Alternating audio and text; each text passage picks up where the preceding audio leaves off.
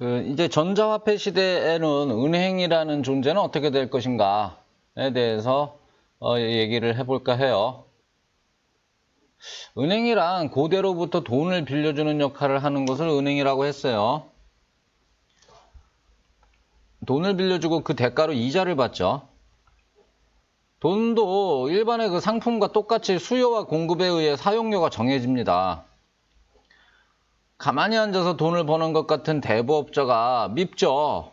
밉다고 해서 이자, 돈 사용료를 높이 받는 것을 처벌을 하잖아요. 역사적으로 많이 그랬어요. 우리가 베니스의 상인이라는 그런 소설을 통해서도 과거에도 얼마나 대부업자를 미워했는지 알 수 있고, 얼마나 혼내주고 싶어 했는지 알 수 있죠. 근데 문제는 그 처벌에 대한 위험 비용만큼 돈 사용료가 오를 뿐이에요. 리스크를 여기다 돈 장사를 하는 사람들은 그 처벌에 대한 리스크마저 그 가격에다 반영을 해버리죠. 당연한 거예요. 그 이전에 처벌이 없을 적에 100만 원 꿔주고 월 10만 원씩 받았다면은 이제 처벌을 한다 그러면은 누가 똑같은 값 받고 그 위험을 감수하겠어요. 이제 30만 원 받는 거예요. 근데 그렇게 오른 돈값에 우는 것은 그들을 벌하라고 칭했던 서민들이 웁니다. 아이러니하죠. 이자를 주고 돈을 쓰겠다는 사람이 많은데 대부업자가 굳이 가진 돈만큼만 장사를 할 이유는 없죠. 꿔다가 꿔줘도 되는 거예요. 다른 곳에서 빌려서 필요한 사람에게 빌려주면 되죠. 그렇게 은행에 돈을 맡아주는 기능이 생긴 거예요. 은행은 돈을 맡아주고 확인증을 써줬어요. 돈을 맡긴 사람이 돈이 필요할 때 확인증을 들고 은행에 가서 돈을 빼서 물건을 사고 그 돈을 지불하면 돈을 받은 사람이 다시 은행에 돈을 맡기고 확인증을 받았겠지만서도 누가 이걸 가만 생각해 보면 바로 알 수 있잖아요. 이 확인증을 주고받으면 되지. 그죠? 이런 과정이 반복되면 누구라도 당연히 중간 과정 생략하고 그냥 확인증을 서로 건네고 받는 것이 편하다는 것을 알게 되었을 거예요. 그 확인증이란 게 곧 화폐인 거고요. 그렇게 은행에 화폐를 발행하는 기능이 생긴 거예요. 확인증을 일일이 낱장으로 들고 다니기도 불편했을 거란 말이에요. 그냥 은행의 장부에 이름과 금액을 적어 놓은 것으로 충분했을 것이고요. 돈을 주고받는 각각의 장부에 더하고 빼는 한 줄씩 기입하는 것으로 거래는 충분히 이루어질 수 있었죠. 그렇게 은행은 계좌 기능이 생겼습니다. 확인증과 계좌를 통해 상거래를 하는 것이 금화나 금덩어리를 가지고 하는 것보다 훨씬 편리하다 보니까 금화를 인출할 일이 없었어요. 특별한 경우를 빼고는 금화를 인출 안 해도 됐어요. 은행 입장에서는 맡긴 사람들이 굳이 인출하러 오지도 않으니까 확인증이나 계좌만큼 금화를 가지고 있지 않아도 되겠죠. 돈이 필요하다는 사람에게 있지도 않은 금화를 꿔줄 수가 있게 되었어요.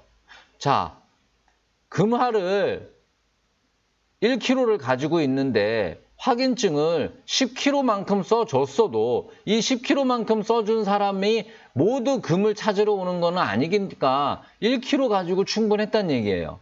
그럼 나머지 9kg만큼 엄하게 있지도 않은 금에 대한 확인증을 써준 거죠. 자, 돈이 필요하다는 사람한테 있지도 않은 금화를 꺼줄 수가 있게 된 거예요. 확인증의 내용이 금 1kg을 보관하고 있습니다 라는 확인증이라면 사기죠. 하지만 이걸 가지고 오시면 금 1kg을 내어드리겠습니다 하는 확인증이라면 사기가 아니죠. 내어주기만 하면 되는 거니까요. 그의 계좌에 숫자를 써주는 것으로 그에게는 금화가 생긴 것입니다. 자, 확인증 이꼴 금화다 보니 그냥 숫자를 써주는 것 자체가 금이 있는 것처럼 돼버린 거예요. 이게 바로 신용화폐입니다. 신용화폐가 생겼어요. 근데 나중 가면 이 금이랑 바꿔주겠다는 얘기를 안 하고도 화폐가 유통이 돼요. 어차피 은행 고유의 역할들은 시장의 필요에 의해 자연스레 형성된 것들이고 전자화폐 시대라도 이런 부분에서는 달라질 것이 없습니다. 지금 전부 그냥 편하려고 우리는 그냥 돈을 빌려주는 곳이었어요. 왜? 시장이 필요로 하니까. 그 다음 돈을 맡아주는 기능이 생겼어요. 왜? 시장이 필요로 하니까. 화폐를 발행하는 기능이 생겼어요. 왜? 시장이 필요로 하니까. 계좌 기능이 생겼어요. 왜? 시장이 필요로 하니까. 신용화폐가 생겼어요. 왜? 시장이 필요로 하니까.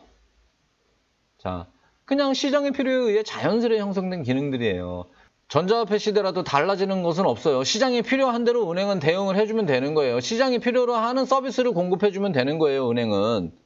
근데 코엠 체계는 모든 동거래가 코엠 계좌를 통해 이루어지는 것이니까, 이제 뒤에 다루겠지만은, 국가 수입, 그러니까 세금도 역시 코엠을 통해서 이제 걷어지게 돼요. 굉장히 국부론에서 제시했던 세금 체계가 가져가야 되는 덕목들 4가지가 있었는데 그 4가지를 만족할 방법이 이전에는 존재하지 않았지만 4가지 모두를 만족하게 할 방법은 이제 전자화폐는 4가지 모두를 만족하게 되는 그런 과세 체계를 갖게 됩니다.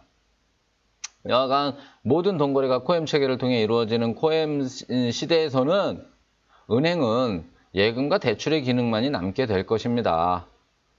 투자은행으로서의 역할이나 보험 영업 등 전통적인 은행의 역할과 상관없는 영업행위는 각 은행의 필요에 따라서 알아서 하든지 말든지 하면 될 거예요. 그러니까 지금으로서는 은행이 어떤 국가 제도의 일부분으로서 기능하던 부분들이 사라지는 거예요.